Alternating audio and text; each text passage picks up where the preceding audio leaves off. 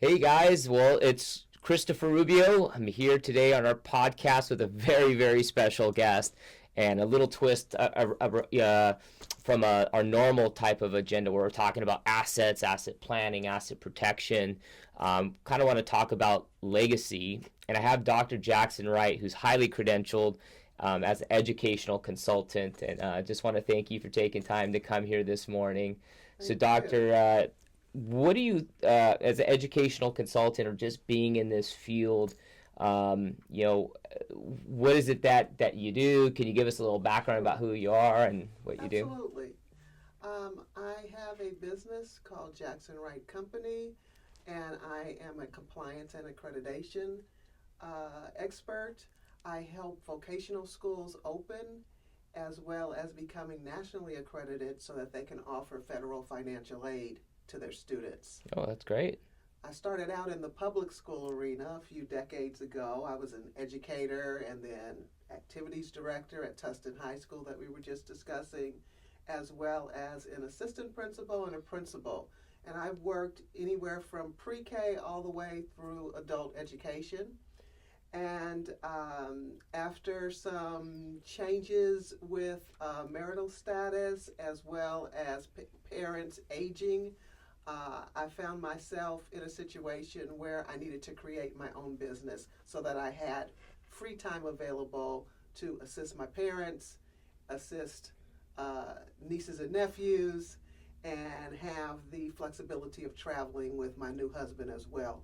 So I created this business to assist, like I said earlier, to assist owners of vocational institutions, specifically here in California, although now I'm working in about a dozen other states as well, Wow.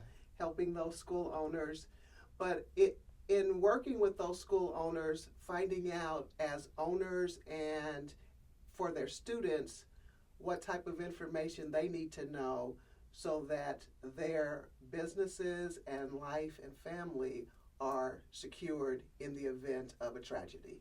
Yeah. Well, no, that's great. Well, thanks for, you know, the everything that you do for these different communities in different states and making an impact on people's lives. I think as a being in this education field, that's really what it's about, right? People are training for their next careers or Right. their current careers or finding some avenues or sometimes just keeping busy, right? I want to Yes, take a class on something.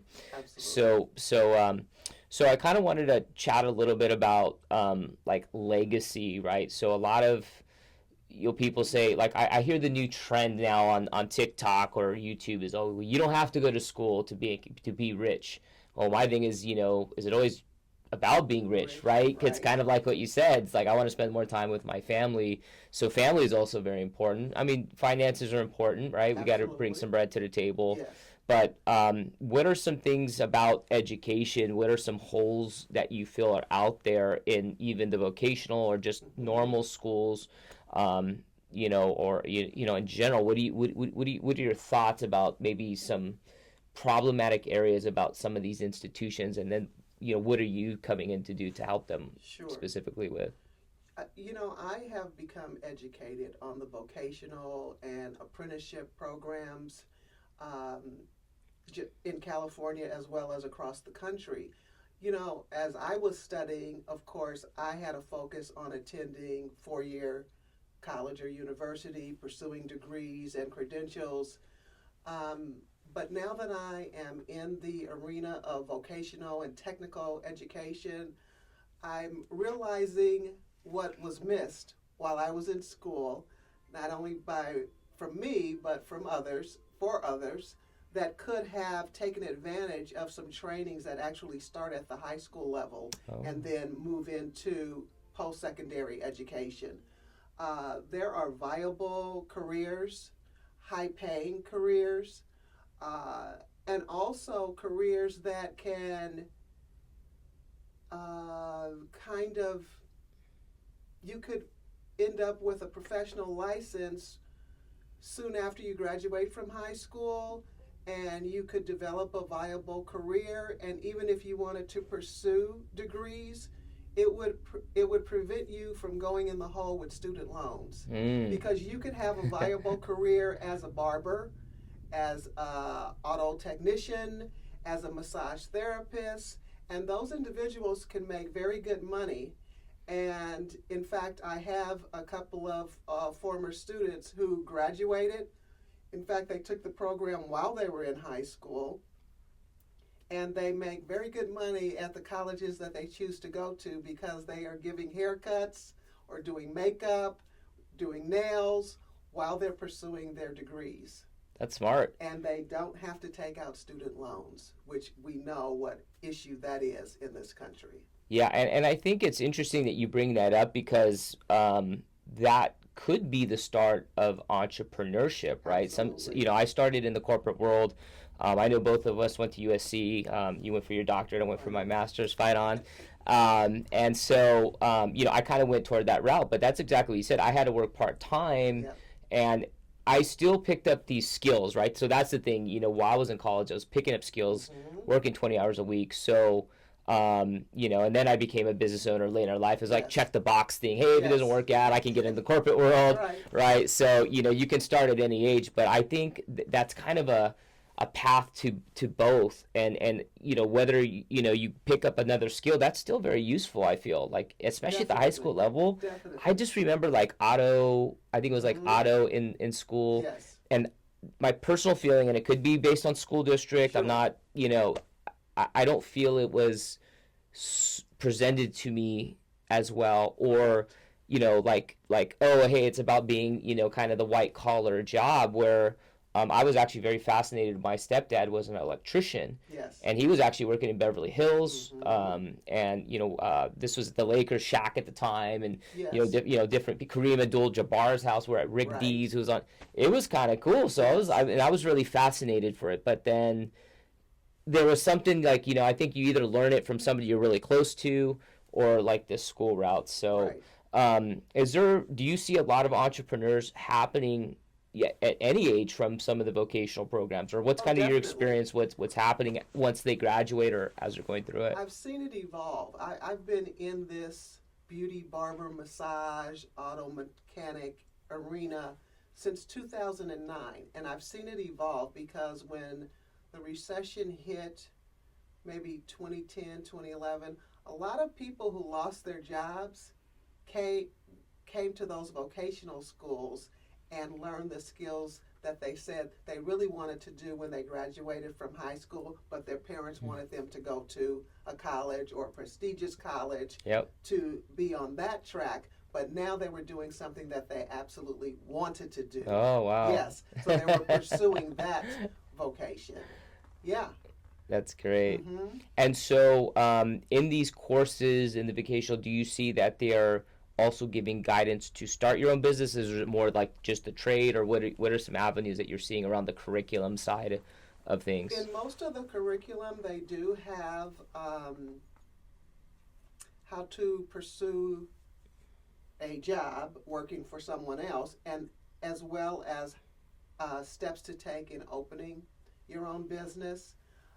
The issue in California is they've reduced the hours for the barber and cosmetology programs. They took away about a third of the hours from those programs. Those programs used to be 1,500 and 1,600 hours. They're now both 1,000 hours, and they didn't reduce the curriculum, so they're trying to cram in the same amount of information in a shorter period of time.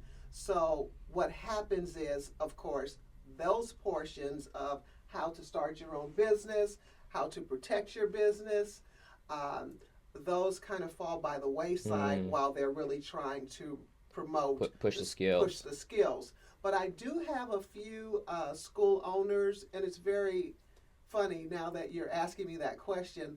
They're usually the ones who first had a salon or a barber shop and then opened schools. They do teach the business skills. They make sure that they infuse that into their curriculum to help their graduates move into entrepreneurship. Oh, so now do these vocational schools, like I know there's like adult schools, for example, Right. at certain school districts, Right. but are some of these vocational schools, they're actually like They're private private institutions enterprise? that I work with. Okay, Yes. so in maybe one example, and correct me if I'm wrong, it could be I was a beauty salon owner, Hmm. and now I've started to scale my business. I've kind of got it to a point where I'm not as involved, but I can take that maybe as an entrepreneur. I can take that and start a vocational school. Is Yes. that something Yes. along the lines of That happens a lot with my barber school owners. They have owned one or more barber shops, and Uh-huh. they end up training the barbers anyway. So they said, "Why don't I open my own school?" Yes. And I know that they're trained properly, and then they can move into my barber shops. Oh, so it's a great business idea, and you're Absolutely. taking creme de la creme. You know Right. who's yeah, that's Yes. good. Now, is there a lot of state funding or anything around that? How does that work versus the vocational programs in maybe like a school district Right. versus maybe a private enterprise? And is there Right. any funding out there, or how does somebody like that, an entrepreneur who wants to scale in that regards to teach? That's the best thing, right? Yes. Yes. So that's where I come into play. Oh, Because you great. can open a school, say here in California, and your students would be cash paying students unless you are accredited by a national or regional accrediting agency. And then once you're accredited, then you can apply to the Department of Education to offer federal financial aid to your students. Wow. And is that just do these vocational schools that only applies to like out of high school and out, or can you be a junior in high school and still go to some of these vocational schools as well? Oh, yes, you could attend, but you would need to be a cash paying student Okay. because the federal financial aid only applies to those who have graduated from high school. You need to have a diploma or GED, the equivalency, in order to qualify for federal financial aid.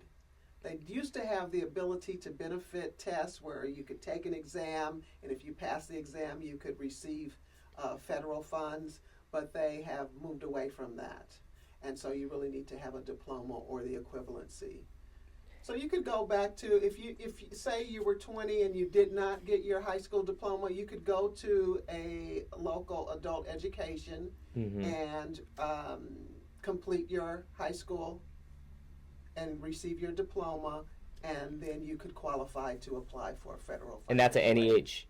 Any age, yes. So that's Yes. fantastic for those people, like you said, looking for a job. Or two, I thought that was like one of my personal things was just like I have to start a business.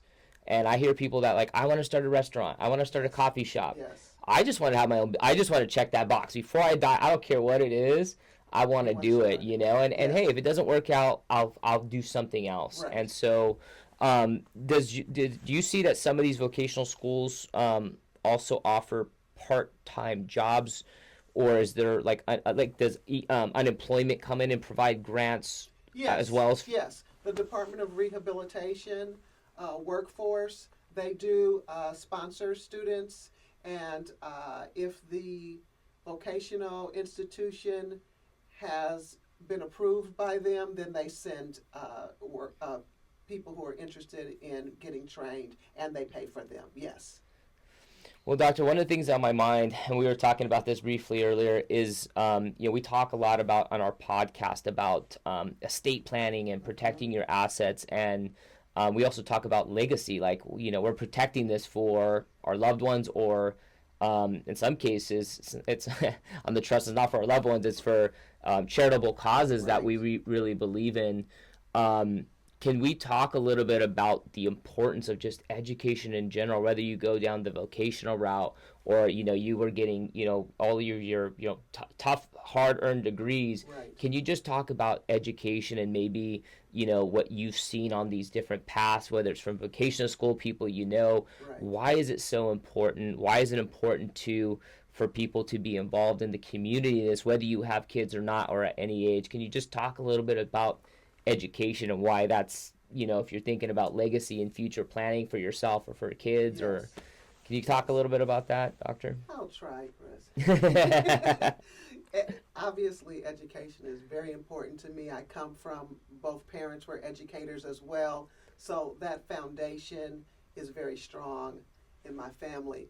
But, as you were asking the question, I was going through my mind, in all the years of going to school, no one ever talked about estate planning, protecting your family, protecting your assets. I didn't really hear that until I became an entrepreneur and started joining various organizations where there were a variety of business people there, and I would meet attorneys who focused on estate planning, writing wills and trusts, or paralegals who were in that business. It's so important that now I have people who specialize in that industry present to my school owners. The school owners who work with me, I hold quarterly webinars, and I bring to them important aspects that I think for their business and for their families, for their protections. I bring those individuals in and introduce them to the group so that they can meet with them individually if they so desire.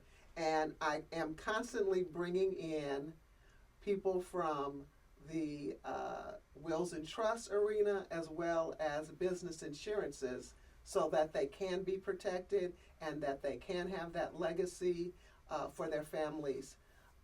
I think that we are missing some pieces in the educational arena in that that's not taught unless you are in, say, the business department or, whatever the case may be, or you're going into law and then obviously you would learn wills and trusts. But again, that's an area that I think is a void in the educational arena. We need to bring that forth. And it may be that we need to contact at the high school level and part of the business education or the club that's dealing with business. We need to go in and talk to the students about it. And you may not be talking about to those students, you may be educating them so that they can go home and educate their parents. I was just thinking the same thing. I was just thinking the same thing. And so, I loved school. I was a nerd, and I loved every single subject. And it's even history. A lot of people don't like history. Not a big literature with grammar and the English language, but I learned to appreciate it through my friends who have written books. One of my friends is a psychologist, and he was a lit major, and so it has helped him like so much in his job because they're writing reports. That's right. He deals with a lot of clients, and those have to get funding from the insurance companies. So he's writing. So all these skills. One thing that I found with education in general was building discipline, right? Yes. I may like this class, I may not like it, but I got to do it, and I got to do it by a certain time. For those out there who want to try to be involved in promoting just education, or maybe people who just don't really believe in it, why would you say it's so important, K through 12? Or post high school, college, getting your doctorate, right? We got these things for a reason. I can always attest how even getting a master's degree helped me being an entrepreneur as well. Yes. But what's kind of your take about getting educated, right, and whatever route you want to take in life? You don't know what you don't know, right? And even as you progress through the education arena, I've always discovered how much more I don't know. And so, as I was always seeking more knowledge. And so I would take courses that didn't necessarily apply to my major because I am interested in that. And maybe that's why I am now involved in this vocational arena. You have to be open. And I think the more education that you receive, the more that it opens your mind and for you to pursue and ask questions. And that's how you gain that knowledge. And it's so important nowadays more than ever that we investigate things, research, ask questions, meet people, meet different people. When you ask me to come to this podcast, I'm like, what are we talking about? You're here with Modern Trust. What would you like from me? But it's all encompassing. That's right. And it's all interconnected. And it's those connections that are so important. And I think that people who are resistant to moving forward with their education. They just haven't really connected with the right people. You know, one teacher can turn you off from everything. That's and true. a fantastic teacher can turn you on to wanting to pursue more education. So I would say don't let one person turn you off. Seek out that individual that you feel a connection with and move ahead, because your mind, I don't want to sound cliche, is a terrible thing to waste. And I see a lot of waste going on that really should not be, especially with the younger generation. You know, everything is on your phone, social media, and you need to have that mind developed to be able to decipher if what I'm seeing or reading on social media is accurate. Yeah. You know, there's a lot of information out there that's misinformation or just outright not true. Or And now- extreme, or yes, yeah. And now with AI, because of our educational backgrounds and life, we know if AI is telling us, is that true? No, that's not true. You know, I hit a button to find out who was singing a song, and it came up, this group, and I knew absolutely that is not the group who is singing that song. But that's because of the history that I had in the music arena. That's not necessarily my major, but life and education, and also mentoring. Listening to someone older, talking to them about life and what they're interested in, you learn a lot that way. And just education is the foundation for a successful life, in my opinion. Oh, that's fantastic. Well, Doctor, if anybody is trying to get involved in you starting a vocational school or understanding more about your space and needs your help, what's the best way that they can reach out to you? Sure.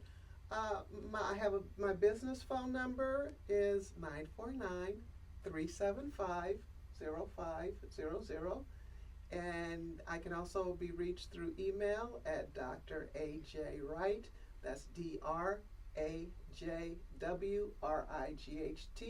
@gmail. Well, thanks for coming by, and we appreciate the discussion today. Thank you so much.